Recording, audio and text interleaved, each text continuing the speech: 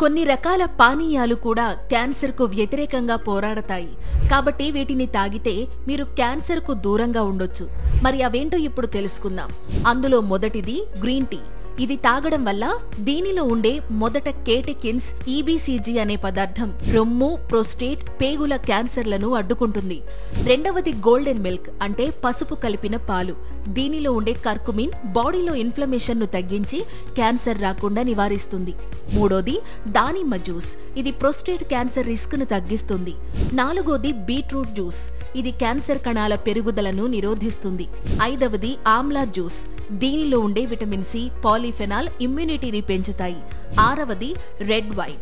దీనిలో ఉండే రెస్వెరెట్రాల్ cancer risk ను తగ్గిస్తుంది. అయితే దీనిని మితంగా మాత్రమే తాగాలి. చివరగా లెమన్ వాటర్. దీనిలో ఉండే limonene, vitamin C stomach cancer risk ను తగ్గిస్తాయి. కాబట్టి మీరు కూడా ఈ పానీయాలను మీ డైట్లో చేర్చుకుంటే క్యాన్సర్ నుండి రక్షణ పొందవచ్చు.